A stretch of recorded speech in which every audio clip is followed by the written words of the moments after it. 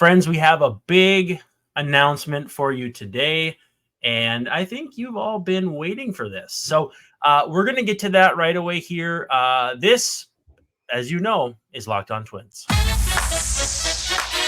You are Locked On Twins, your daily Minnesota Twins podcast, part of the Locked On Podcast Network, your team every day.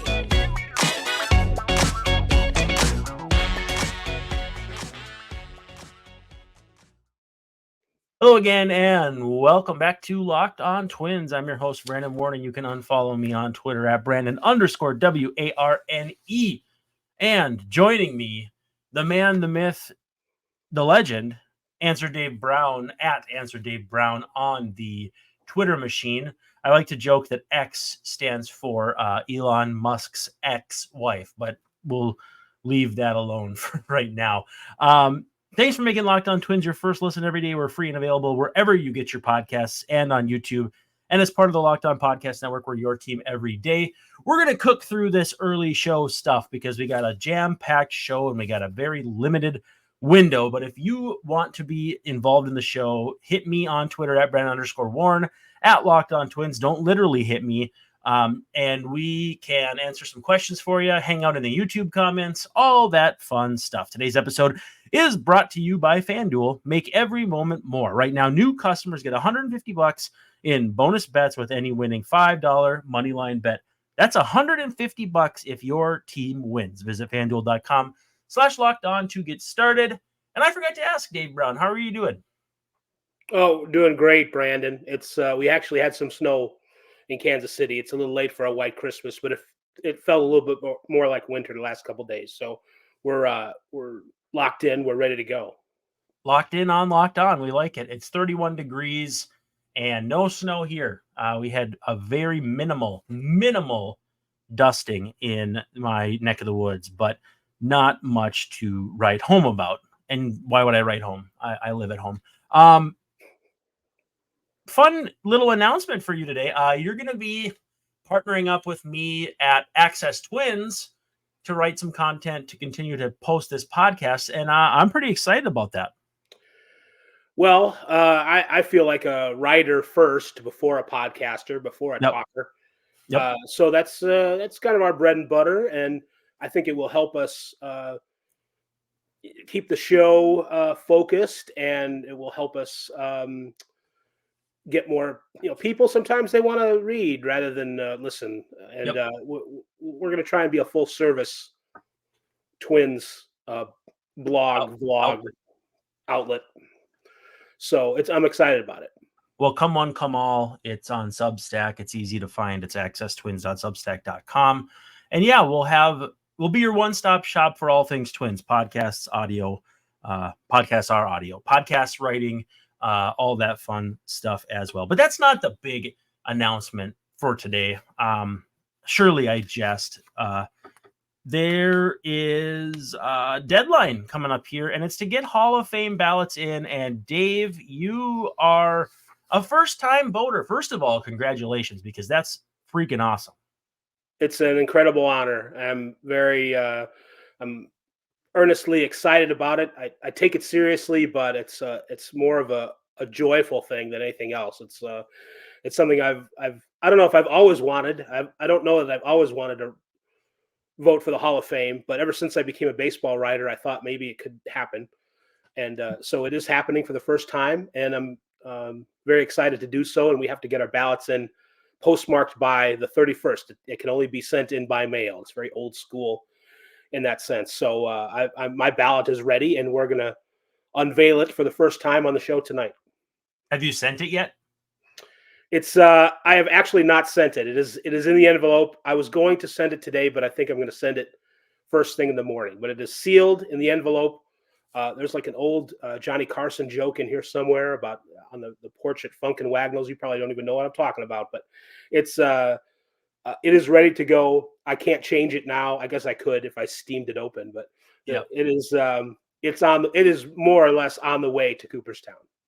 Well, so are hopefully Joe Mauer and a few others. No, the only thing I know about with Johnny Carson and envelopes is Karnak. So That reference that I made is related to that bit. So Okay, well then, yeah, it that's was kind of a small, yeah. If you're a little bit older, you'd understand what the heck I'm talking about, which is the story of my life, I feel. yeah, yeah. So let's start. I actually did the ballot alphabetical. So are you cool with just going down the list? Oh, I can shift. I'm not sure how alphabetical I am, but just give me what you got, and then I'll roll with your punches. Well, you weren't alphabetical in the text you sent me, and you had Joe Mauer at number 7 on your list. I'm not going to tell you which list because we won't want to spoil the fun. But I thought for sure you did that intentionally. But you didn't, or at least you say you didn't, and I believe you. Maybe it was subconscious, but yeah. So am I to say now what we're doing with Joe Mauer? Is that what you want Well, me to do? Joe Mauer ends. His first letter is an M. So I don't know. Do we want to give that away That's early? not the beginning of the alphabet at all. Not unless it's like an A through L and then M through Z. But I think we should start from the top, make them wait a little while. Bobby Abreu is number 1. And I hope people like this, but I'm going to put it up on the screen like so. So there, if you're listening on Apple Podcasts, iTunes, those are the same thing, Spotify, etc., you will not see the scrolling marquee at the bottom of the screen. So I will It's make radio, sure. not TV for you guys. Right. Bobby Abreu, your thoughts? What do you have on the screen here for people who can't look at it? Bobby Abreu is one of the people I voted for the Hall of Fame. I don't know that the tracking by not Mr. Tibbs makes it look like he's going to get in. I don't know if he's going to get his 5%. I mean, he's not going to get in this year. I don't know if he's even going to stay on the ballot. But Abreu is one of the more underrated players of our lifetime, and I say that like everybody listening right now. He really is. He ranks 21st in the JAWS list among right fielders. The JAWS list is a WAR-related metric developed by Jay Jaffe, who's a Cooperstown writer, writes for Fangraphs and other places. Basically says Abreu is right between Dave Winfield and Vladimir Guerrero Sr. as far as effectiveness of right fielders. It sort of measures his peak seasons. And so he's 21st there and ahead of 13 other Hall of Famers who are on the list. So he is kind of in the middle guy. He's not a guy who like barely makes it in, and he's not one of the 5 or 6. He's not Hank Aaron either. He's not one of the best right fielders ever. But he belongs. He hit a lot of doubles, had a lot of stolen bases, scored a lot of runs, got a lot of walks, and to me, it adds up as a Hall of Famer. He was a very good defensive player early in his career. Later, not so much. But there probably are a couple people like Reggie Smith, Dwight Evans, if you are kind of old timers who like players like that. Maybe they're similar players in terms of quality to Abreu, and they are not in the Hall of Fame. But I don't have a chance to vote for them. I do for Abreu, and that's why I'm voting him in. I believe 13 straight years of 20+ steals. I always thought Abreu looked a little short and squat, but he could really get up and go. He had a 30-40 year, 30 homers, 40 steals in 2004, 301, 428, 544. Incredible offensive season. Not his best season by WAR, but just an incredible player. I think I can support that one for sure. Let's just move on to Jose Bautista. I will spoil it for some people that it's a no. And we don't have to spend too much time on the no's, but let's just say if Bautista was a borderline candidate for you, or like, is there part of you that wishes you could vote for more than 10? I looked at, there is. I don't think Bautista would not get my vote, like no matter what, just because his peak was so short. And he had an amazing career in that his first 5 or 6 seasons, he was wandering around. He couldn't find an organization. Then he goes to the Blue Jays, and like a year into that, becomes the most deadly power hitter in the game. And very Nelson Cruz-esque. What's that? Very Nelson Cruz-esque, starting his career very slow, and then or Edwin Encarnacion, if you want to have another Blue Jays tie. Yeah, absolutely. His greatness was kind of short-lived, and he doesn't have the long pedigree to give too much thought to the Hall of Fame. So he wasn't a guy I didn't. I looked at everybody closely going into it. I didn't think that Jose Bautista would be a guy I'd vote for, and he's not. But a great short career, and certainly tells the story of baseball in the 2000s and the 2010s. And he's got some exhibits in Cooperstown, and that's going to have to be enough for him, I think. Well, especially too hitting that home run off Sam Dyson, who we came to find was quite a jackass. So love to see it, and you know what I mean. Let's take a quick pause. We'll take Jose Bautista no off the screen. When we come back, we'll start up with Carlos Beltran and move through the rest of the list. But first, a word from FanDuel. As the weather gets colder, the NFL offers stay hot on FanDuel. Right now, new customers get $150 in bonus bets with any winning $5 moneyline bet. That's $150 if your team wins. Dave, I didn't even think of it, but it's Thursday night. There was football tonight. I wasn't even paying attention. Also, my fantasy teams stink. Joe Flacco's going off, I hear. Well, and it's always good to see someone in the NFL who's about my age still. So, yeah, but my season-long teams are cooked. I think I might have a chance for third place in one, and that's where FanDuel comes in. If you've been thinking about joining FanDuel, there's no better time than right now to get in on the action. The app is super easy to use, and there's a wide range of betting options, including spreads, player props, overs, unders, and more. So visit FanDuel.com/lockedon and kick off the NFL season. Again, $150 in bonus bets if your team wins, or if your team loses, but you bet against them. That works too. FanDuel is an official partner of the NFL. All right, I think, Dave, we're going to have to pick up the pace if we're going to get this done in a reasonable timeline. However, Carlos Beltran is a yes for you. Were you conflicted? In a manner of speaking, I thought about it because of the Astros cheating scandal, which he was a part. And there are, moral and or ethical questions about lots of players in the ballot, some of which I voted for, some of which I didn't, for those similar type reasons. I guess I found it a forgivable offense, whatever his role is with that. And looking at the numbers, he's one of the better center fielders of all time. He ranks 9th on the Jaws list among center fielders. He's right behind Duke Snider. So that gives you an idea, Duke Snider, of what kind of player Beltran is. I certainly would understand not voting for him based on the Astros thing, and I think it otherwise cost him at least some time.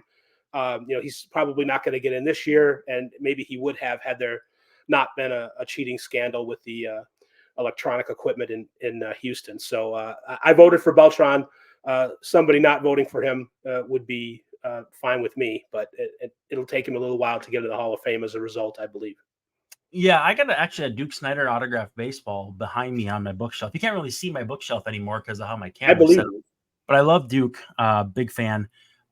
Beltran had a very near brush with a 40-40 season in 2004, which actually was a year he split with Kansas City and Houston, and then comes full circle back to Houston later in his career. But 38 homers, 42 steals, just an incredible season, almost a 6.5 win season, had a couple sevens in there. So yeah, incredible player. Who was manager longer for the Mets, Carlos Beltran or Wally Backman?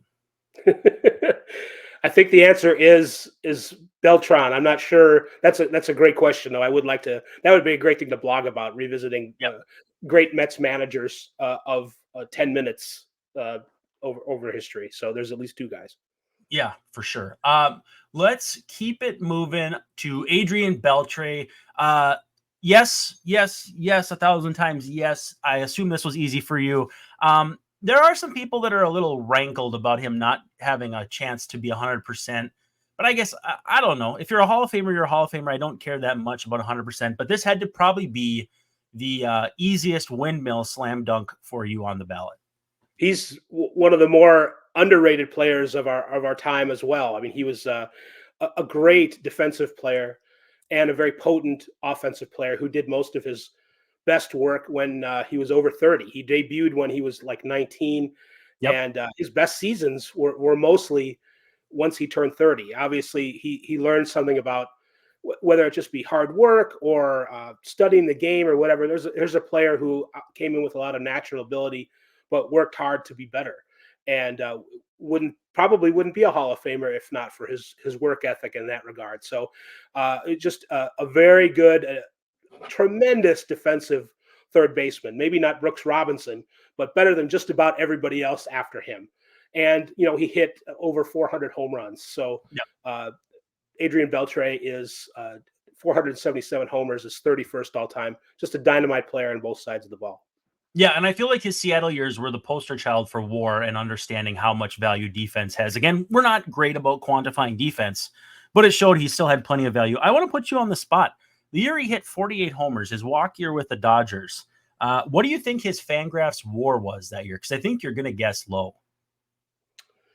I don't know. I honestly, I'm not sure. I don't know. What was 9.7. Oh, wow. So very nearly a 10-win season, which is absolutely. That was before we knew. I mean, he's played long enough that we didn't really know what WAR was or exactly. I mean, what it was good for. Did, but it was exactly. We really didn't know what it was good for. It wasn't just an Edwin Starr song. But yeah, that's he's played so long that he sort of transcends how we quantify and qualify baseball players. It's been a long career for sure.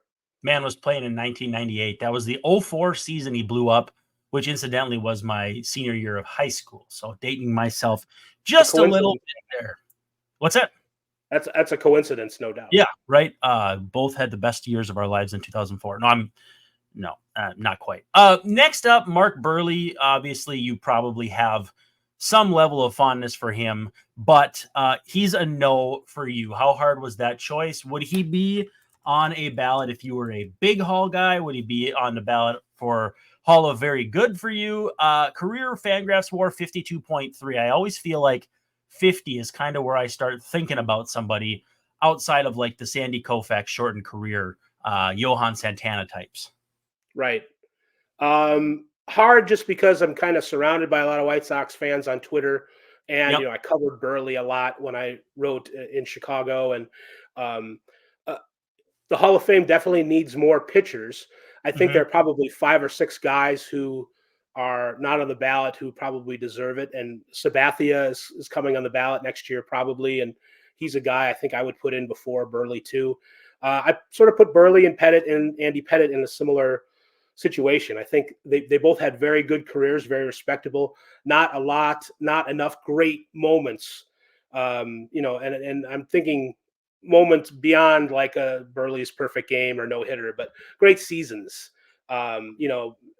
A Cy Young here or there. They didn't do it for me on that level. And you asked me if I had more, if I could vote for more than 10 guys. Buehrle and Pettit might be, on that at the head of that list for me. In other seasons, if there weren't players that I wanted to vote for, maybe I would have voted for them. But so Pettit and Buehrle were definitely the most borderline guys as far as the criteria I was looking at. Yeah, and early balloting, 63 public ballots, about 17.4% of precincts reporting.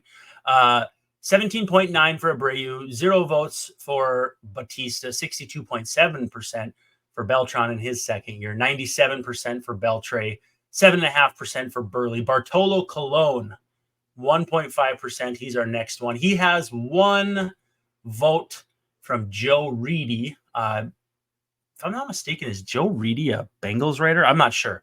But anyway, Bartolo Colon is a no for a White Sox player. I know that. That's all I can tell you. Yeah, right. Twin too, actually. There's an what is it called? Whatever grid, immaculate grid answer for you, Joe Creedy. Oh, sure.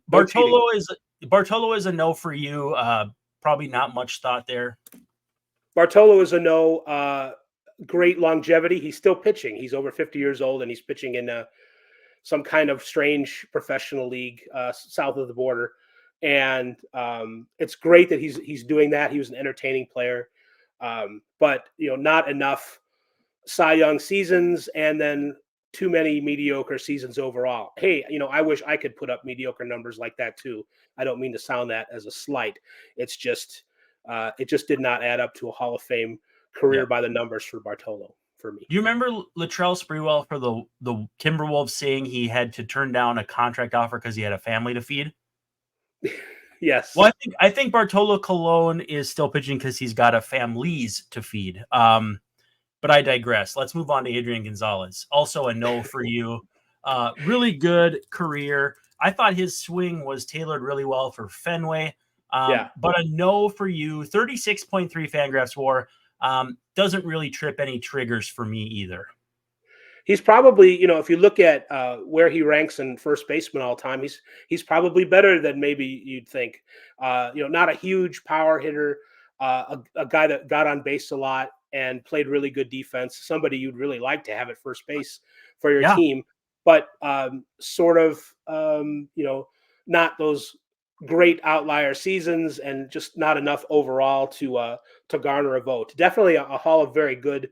A phrase that I kind of a little bit nails on the chalkboard, but I think he's perfect for that. Actually, he's a very good player, and I looked closely at him because at first I'm like, I'm not sure about this guy, and it turns out that I guess I was right, but he deserved a closer look and a closer examination. He's just not good enough.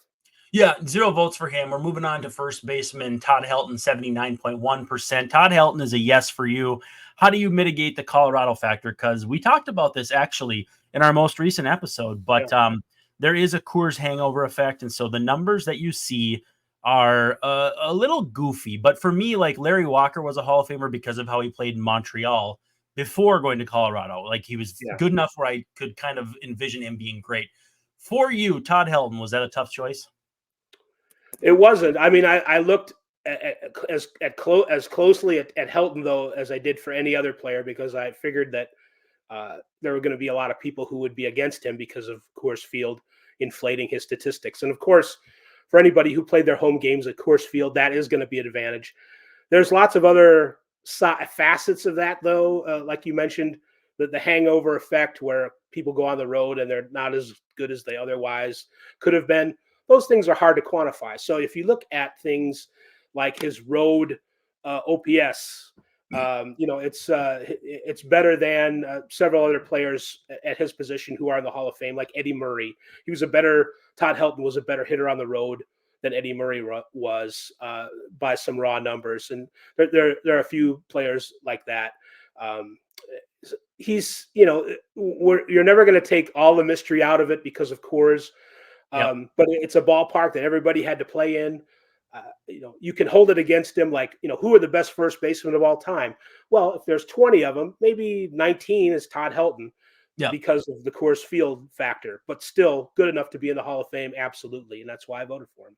For sure. Better than a 130 weighted runs created plus for his career. That's good no matter where you're at. And I think that weighted runs created plus for the Rockies gets a little twisted because they get punished for being at home and then they get punished on the road as well. So I think there is actually maybe, a little bit to that where, WAR and other stats like it account for Coors Field. So there are things built into the stats of how we measure these guys already that account for certain advantages that maybe they had. So we thought of that already, people. Don't worry about it. Another Rocky coming up. Matt Holliday, 0 votes so far. You're not going to be the first one. 49.3 Fangraphs WAR. Not bad, but just not there. Holliday, it's funny that there's lots of superficial comparisons here with Helton. They even played on the same team, overlapped for a few years, and were on a NL pennant winner. And Helton among first basemen stands out where Holliday gets kind of lost among left fielders. There's different standards. And, Holliday didn't have lots of, cumulative stats either. It's not like he hit 500 home runs and we're kind of, we're hemming and hawing. How much was Coors Field? Holliday's numbers, very good, very representative, a Hall of Very Good type of player. But Helton had some things that Holliday did not. And that's why he gets a vote, but Holliday doesn't. And it really wasn't a close call for me. Our first twin, Torii Hunter, is a no for you. He has 2 votes so far, Joe Hackinson and Sadiel LeBron. I'm not trying to be a jerk or anything. I don't know anything about those writers, and that's not an indictment on them. I'm an idiot. So Torii, a no for you. I think he's the epitome of Hall of Very Good. For sure. And Torii was good in a lot of ways that are hard to measure in a Hall of Fame sense. I mean, he was a very entertaining defensive center fielder. He could steal home runs with the best of them. And for a few years, he was the best defensive center fielder in the league.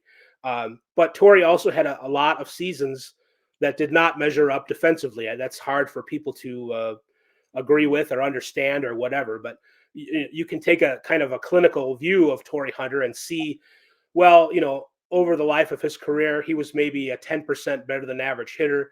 And he had great defensive moments and seasons, but he also had lots of seasons where he couldn't get the balls and he was playing center field anyway. And it ate into his career statistics. So it isn't really close with Torii as far as the Hall of Fame based on his entire career. He had some great moments though, and things that you can't take away from him. For sure. Yeah, the move to right field was probably a couple years too late. Kirby Puckett style there. Andrew Jones is a no for you. This might be the first really controversial one. 67 wins above replacement on FanGraphs, 278 runs above average on defense, according to FanGraphs. But a no for you, and I suspect I have a pretty good idea why. Yeah, I mean, he's verifiably one of the better defensive players who's ever been. And he's a guy who would have had my vote. But 10 years ago, 12 years ago, he was arrested for domestic violence. And that is a disqualifying, moment for me. Anybody who I was thinking about voting for who was arrested for domestic violence, I'm just not going to vote for him. And, looking at the body of Andrew Jones's work, he is a Hall of Famer, but, somebody else is going to have to vote for him. It's not going to be me. Yeah. Well, he's at 64.2%. So not looking like he's going to make it this year, but who knows? Maybe he can hang in there. Victor Martinez next. Obviously a no, but career WAR of 26.7. I think if he stays a catcher longer, which again, compromises his offensive ability and probably hurts him in the long run, of course. But if he could do what he was doing for, let's say 3-4 more years, I think he gets to be a really interesting case because you adjust for catcher and that. So again, a no, but it's he could have made it with a more time at catcher. A really good hitter, especially for a catcher, but was not a real good defensive player. And just did not have a long enough peak as far as great moments at the plate to, not as good of a hitter as Joe Mauer, not as good of a defensive player, just too far down the list. Somebody worth remembering, but not for the Hall of Fame. Yep. Up next is Joe Mauer. That's what everyone's here for. I have him in all caps. Yep. Just because I'm enthused about his chances. 79.1%. With 63 ballots, 53 of him, he's appeared on 53, so only 10 he hasn't, including Peter Gammons, who unveiled his ballot today. That one had me a little curious. So did one that only voted for Manny Ramirez and A-Rod. We don't have time to talk about that, and I don't want you to tear down any part of the electorate, but that was interesting to me. Joe Mauer, though, probably not a tough choice for you.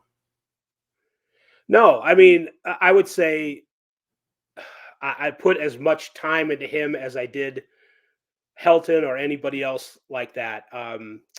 It was because I wanted to make sure, just because I knew that there's a case. There's kind of like some obvious things about Mauer, and then there's a case against him. And I think while his career was short, while his time spent behind the plate was short, how we look at him, we can still look at him as a Hall of Fame player. I think the things that are detrimental to Mauer, maybe we knock him down a few pegs, but he's still one of the best hitters ever for a catcher. And, that's literally true. It's not hyperbole. And he was a very solid catcher as well. And I think, if you take the time and look at his case a little closer, people will see that. And I'm pleasantly surprised at how well he has done on some of the balloting this year. I don't think he's going to get in this year, but I think it bodes well for the future, all the initial push that he is getting. Yeah, it's going to be mighty close. We'll see what happens. We got to keep moving here, though. Andy Pettit is a no for you. If you believe he and Mark Burley are similar, how much does his postseason pitching get you closer to a yes? Yeah, it helps. He's actually oddly similarly effective in the postseason that he was as he was in the regular season. His Mhm. ERA or his something like that. It's like almost exactly the same. So he was good, and that helps him a little bit. Maybe makes him more of a Hall of Fame viable than Burley, but still, they both suffer from the same kind of lack of Cy Young contending seasons, lack of greatness over full seasons that make me not want to vote for them. Basically, 7.5%, as we noted for Burley, 10.4 for Pettit. That seems like about the right amount of oomph given to his postseason numbers. Brandon Phillips, probably an easy no. I still remember how he and C. Trent Rosencrantz feuded for I a remember minute. that too. Yeah, Yeah. I think Well, it we was don't in want to hold those writer player grudges. interactions against anybody just Well, I because. think that was Brian Price's office, but I'm not sure who was managing at the time. Yeah, that sounds about right. Yeah. Brandon Phillips, actually, if you look at the record, we haven't talked about Chase Utley yet, but I think he won at least one of Chase Utley's Gold Gloves that Utley never won. So I think Phillips sort of had a better reputation on defense, but maybe almost too good. I think not a Hall of Fame player, a fun player.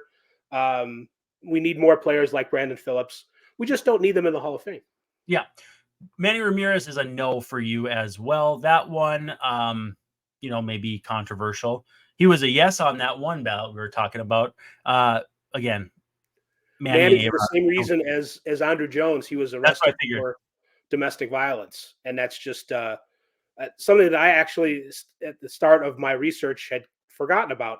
Manny's in the news for so much, and it appears that he's turned his life around and all that stuff. But until further notice, it's a no for me.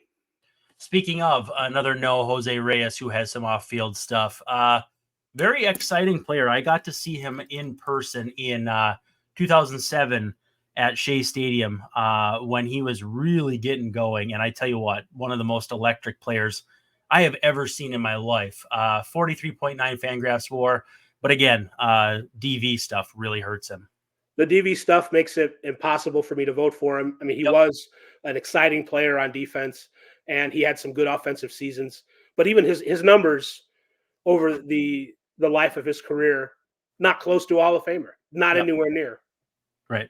A-Rod is a yes for you. Is that any conflicting? It was actually kind of hard to vote for A-Rod because his personality is so contemptible, and he, flouts the rules, and sort of like Manny, didn't pass drug tests because of, it seemed like, out of silliness or ignorance. But A-Rod knew what he was doing and was calculating, and so that kind of made me not want to vote for him. But I kind of disregarded PEDs as a factor. And there's too much to get into as to why. I just didn't hold it against him. And without them, he's one of the best players ever. Yeah, if Bud Selig didn't care enough to. Oh no, he didn't. Why? Yeah, why should you? From A-Rod to K-Rod, he's a no for you. Fangraphs WAR has him at 16.3.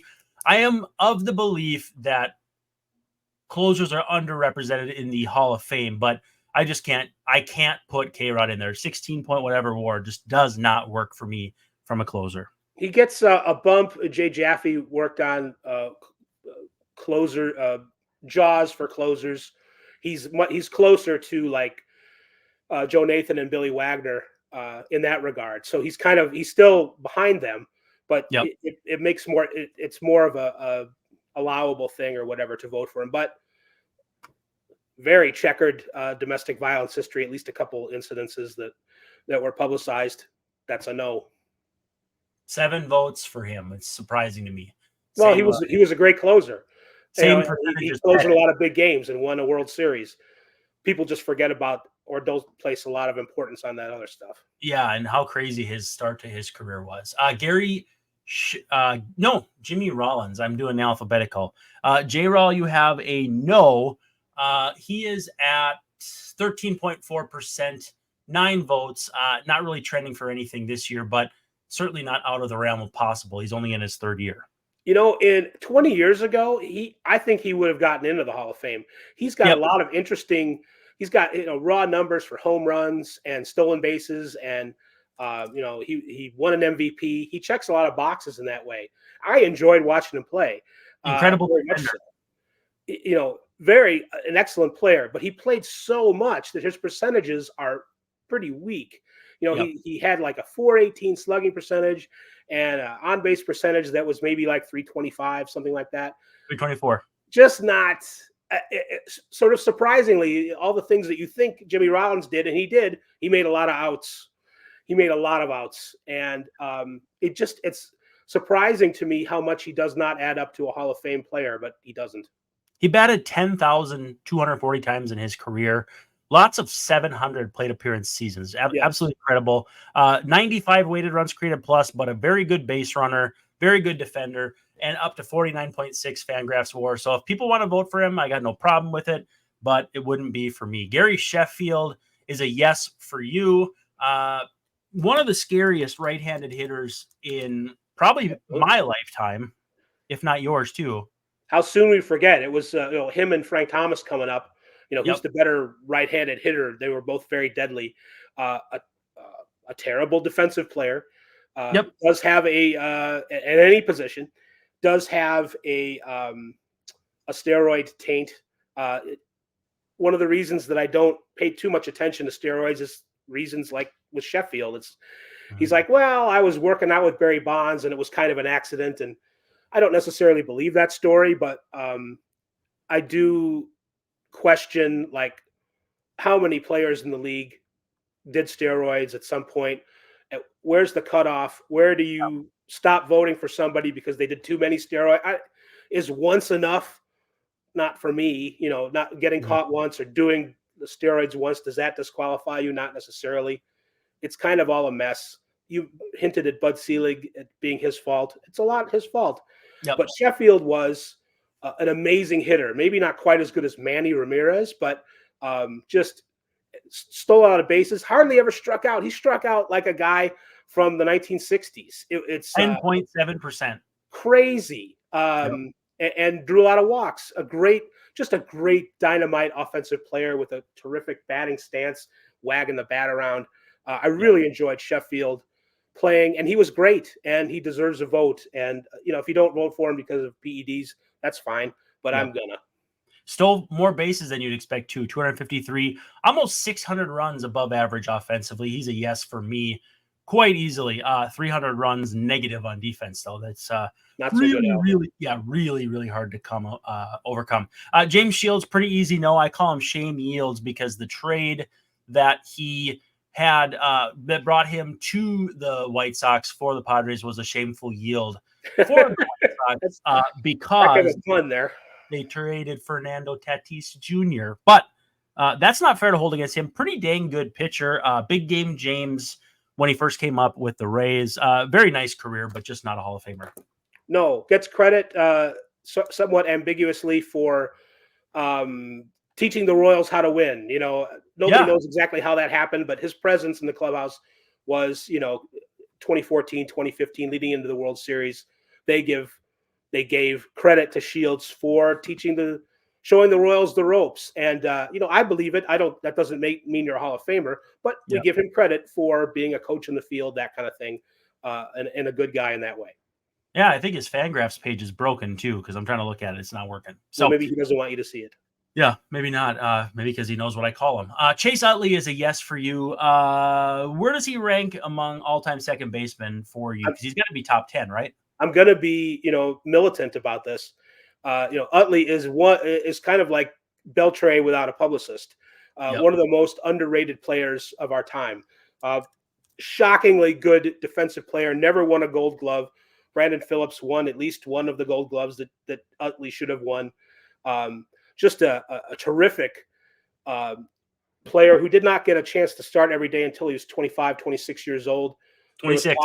Then that the Phillies were gaming his, I don't know if that's true, but they were gaming his time for financial reasons. I don't know if he was a Super 2 or whatever the deal was, but so there was talk of that.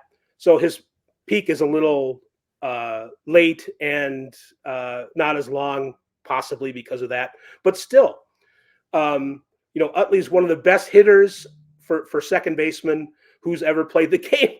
Yeah. It's true. I mean, it's not even hyperbole. He really is.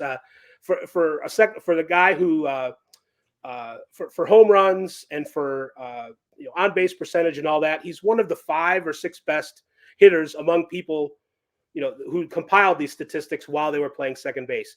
Yep. It's really good. You got to look him up. I mean, do your own research, as they like to say on the internet these days.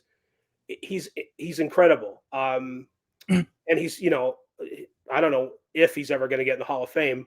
He's not getting enough votes to do it this year. But if people really dig into Chase Utley and his history, they're going to see a great player. 44.8% as of right now. So not there yet. I think that usually bodes fairly well for the future. It's his first year on the ballot. So we'll see. Listen to this 5-year stretch of WAR. I know we're going crazy over time, but 7.2, 7.2, 7.7, 8.2, 8.2. Like, that is just an incredible run. No, it is. And, we didn't still exactly recognize at the time what was going on there. And the whole, he should have been a guy who got at least one Gold Glove, because that award tends to go to a visible offensive player who is not embarrassing on defense. That's especially back then. Yes, but he didn't. I don't know if it's because it goes back to people thought he was a dirty player, and there's stuff in the nets, and I don't know if that's it or not, but whatever it was, it should be forgivable at this point in his life. Down to the last 3, Omar Vizquel is a no for you. I don't think he's a Hall of Famer as a player, let alone as a human being. And what ticks me off is how so many people missed how good Kenny Lofton was when he was standing behind Omar Vizquel all that time. He gets 5% off the ballot. Omar Vizquel down to 13.4%. So I think he's been dinged pretty hard. If you look back, let's just say like 2020, Omar Vizquel, if this pulls up, was 52.7%. 2018, 34%. So he's had much more of a groundswell of support before, but it ain't happening right now. It was looking like he was trending towards definitely, maybe, possibly, adverb getting in. But then he started a string of domestic violence type things and sexual harassment of a bat boy with autism. Awful. AA. And, I guess at some point you just, the person becomes so bad that you don't want to vote for them. You don't want to celebrate them. And enough people caught on with Vizquel. And you're right about him not being as good of a player as we thought. The metrics, I remember when he was playing, I paid attention. And Mike Hargrove said he's one of the best defensive players I've ever seen.